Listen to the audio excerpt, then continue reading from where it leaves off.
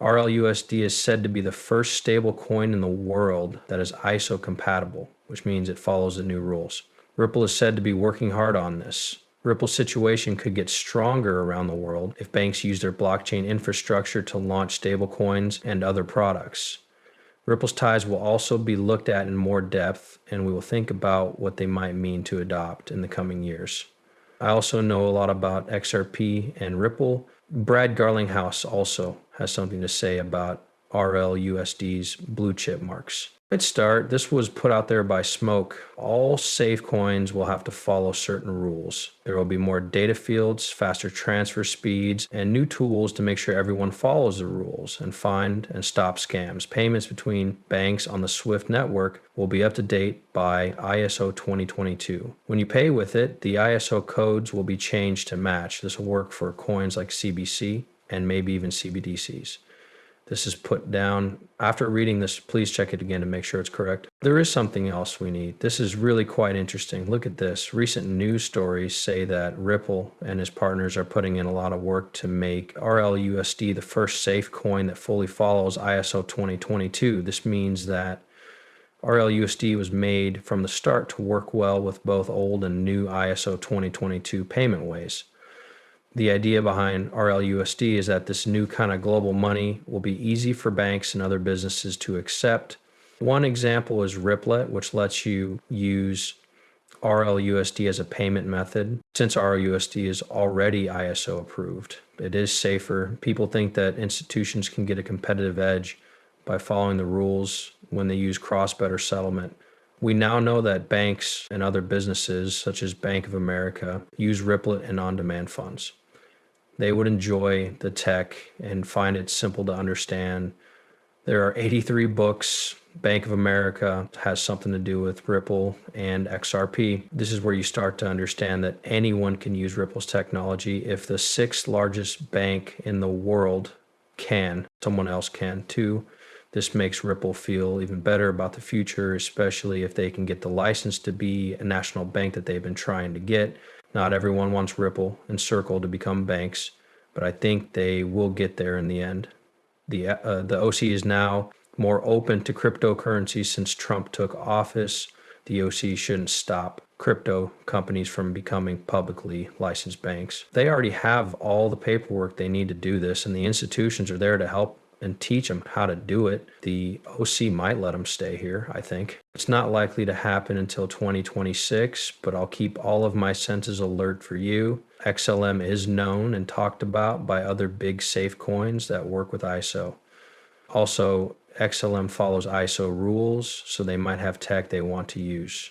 It's not clear if most of the big safe coins like USDT, USDC, and D belong to ISO 22. At this point, it looks like blockchain payment networks like Stellar and Ripple will work with ISO 2022 more often. Not as stablecoins, but on top of them, stablecoins are often made. Does any of this have anything to do with, is it USDC or UST? Not even close. It makes you wonder if this is what will make Ripple stand out. A bank can use Ripple's stablecoin system instead of Circle's. If they want to set up a stablecoin system, Ripple would be better off because of this. It sounds like that's what they mean. Brad Garlinghouse finally talked about the blue chip grades. We made a movie about this when it came out last week.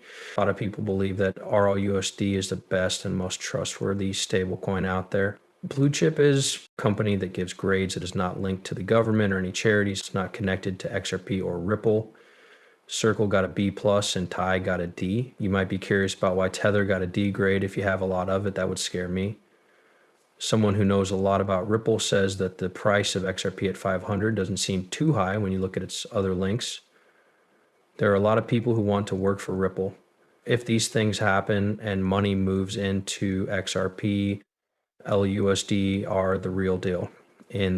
After that, they will be in charge of digital money, and nothing can stop them. And if you look at some of these big organizations around the world, you can see that they have worked with Ripple in some way, either directly or through other organizations.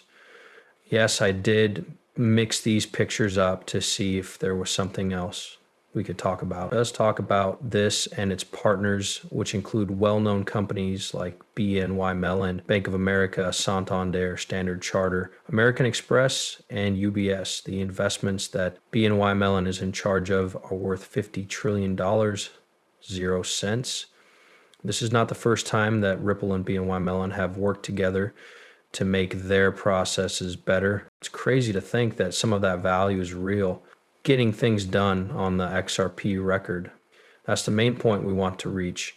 New technologies aren't just being used in the Western banking system. Institutions and state banks in the UAE, Singapore, and India are working hard to link Ripple and XRP so that cash can flow freely and money can be sent between countries. Last week, one of the most important steps was to start working with BNY Mellon, which is the oldest US bank that holds Ripple's RLUSD funds. In Dubai, the use of tokens for real estate is growing and blockchain-based solutions are being put in place. Keep in mind that the market for homes is worth $330 trillion, 0 cents. In the end, that value will show up on the chain. What if we can get even a little of that over the next few years? It could make a big difference in the price. The XRP system will work better with FX and post-trade services if brokerages and clearing services are bought.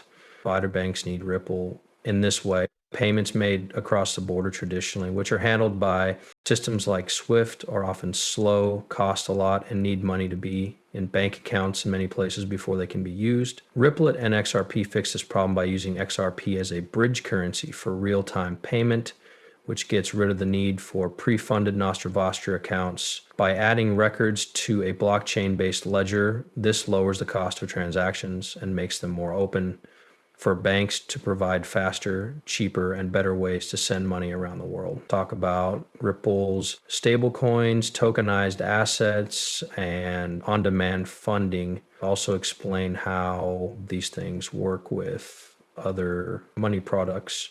Don't forget that we have got the EVM sidechain just now. People and things from 80 different chains can now move to the XRP system. You can use this function with EVM2. People have been working on Solana or Ethereum for a long time. After this, they can move their work to the XRP service.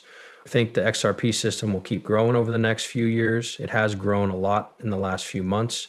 Both XBull and XFinance Bulls says banks are coming to Ripple instead of Ripple going after them. You won't be asked for. Let them change the old system's wiring to XRP. Things are going to get tough. Are you ready to start over? Ripple is a system that lets people send money around the world. It takes a long time to talk about normal bank transfers.